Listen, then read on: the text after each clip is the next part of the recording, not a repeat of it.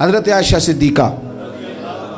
رضی اللہ تعالیٰ عنہ فرماتی ہیں ایک عورت تھی اور اسے نبی پاک صلی اللہ تعالیٰ علیہ وسلم نے وہ کلمہ پڑھ کے مسلمان ہوئی، مدینہ طیبہ آ گئی تو حضور نے مسجد نبوی شریف میں اس کے لیے مکان، ایک سادہ سا کمرہ ساتھ مسجد کے بنوا دیا، وہیں رہنے لگی۔ اکثر وہ سیدہ طیبہ کے پاس آتی تو حضرت عائشہ صدیقہ رضی اللہ تعالیٰ عنہ فرماتی ہیں وہ بڑی باتیں سناتی اور آخر میں کہتی وہ ہار والا دن بھی بڑا عجیب دن تھا اور میرے رب کی قدرتوں کا دن تھا، وہ بھی بڑا عجیب دن تھا۔ سیدہ عائشہ صدیقہ رضی اللہ تعالیٰ عنہ ایک دن فرمانے لگی کہ تو ہار والے دن کا بڑا ذکر کرتی ہے، وہ کیا دن تھا؟ تو خاتون کہنے لگی اماں جی وہ دن تھا جب میرے رب پر بھروسہ اور مضبوط ہو گیا، جس دن میرا اپنے رب پر توکل اور بڑھا، میرے ایمان میں یقین میں اور پختگی آئی۔ کہنے لگی میں ایک گھر کی کنیز تھی، نوکرانی تھی، اس گھر میں ایک بچی تھی جس کے پاس سونے چاندی ہیرے جواہرات کا ہار تھا۔ اس زمانے میں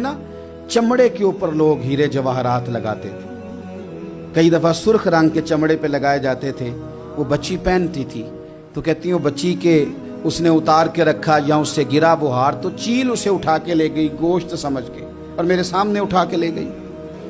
گھر والوں نے مجھ سے پوچھا، یہ بخاری میں موجود ہے، گھر والوں نے پوچھا مجھ سے کہ وہ ہار کہاں ہے تو میں نے کہا چیل اٹھا کے لے گئی۔ گھر میں کچھ چوری ہو جائے تو سب سے پہلا الزام کس پہ لگتا ہے؟ ملازمین پہ۔ کہتے انہوں نے مجھے بڑا مارا، بڑی تکلیف تھی، حتیٰ کہ میری شرمگاہ تک کی تلاشی، میری عزت اتنی خراب کی میں بتا نہیں سکتی۔ میں نے اپنی زندگی میں ایک واقعہ دیکھا، ایک امیر گھر میں چوری ہو گئی، ملازم کو اتنا مارا کہ وہ چارپائی پہ پڑ گیا، پولیس والوں سے اتنی مار پروائی گئی کہ وہ بیچارہ چارپائی پہ پڑ گیا اور پھر وہ اتنا بیمار ہوا اور کچھ دنوں کے بعد پتہ چل گیا کہ چور تو اپنا بیٹا ہے ان کا، پھر اس کا انتقال ہو گیا۔ اب وہ سیٹھ صاحب اور گھر والے آ کے مرنے والے کے کان میں معافیاں مانگ رہے ہیں، کان میں۔ تو میں نے ان سے پھر کہا تھا کہ یہ تو اب چلا گیا ہے، تمہارا زور چلتا تھا نا تو تم نے قانون خریدا اور تم نے اسے جتنا ہو سکا تم نے اسے مار پڑوائی، تمہارے پاس جو عدالتیں تھی تم نے وہاں کارروائی کی، اب ایک عدالت قیامت کے دن لگے گی۔ یہ کمزور تھا نا، کچھ کر نہیں سکا۔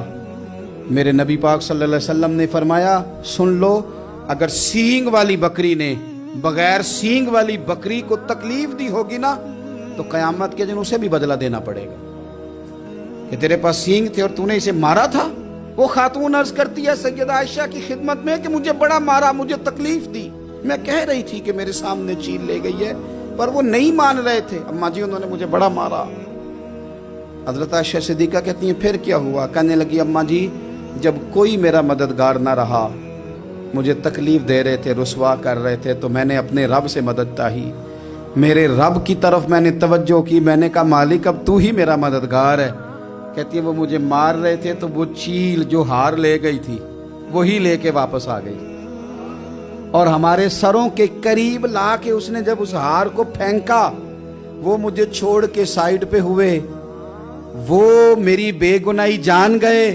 لیکن آپ کو بتاؤں اس دن سے میرا اپنے رب پر یقین اور بڑھ گیا۔ مجھے سمجھ آ گئی کہ جب انسان پورا ٹوٹ جاتا ہے اور جب کوئی چاروں جانب اس کا مددگار نہیں ہوتا تو رب تو ہوتا ہے نا، اللہ تو اس کا مددگار ہوتا ہے نا، وہ تو پھر اپنے اس بندے کی مدد کرتا ہے نا، پھر وہ تو توانائی دیتا ہے نا، وہ تنہا نہیں چھوڑتا، وہ تو آنسوؤں والوں کے آنسوؤں پہ بڑا کرم فرماتا ہے، وہ تو قسم پرسی میں آ جاتا ہے، اس کی رحمت بڑھ کے استقبال کر لیتا ہے۔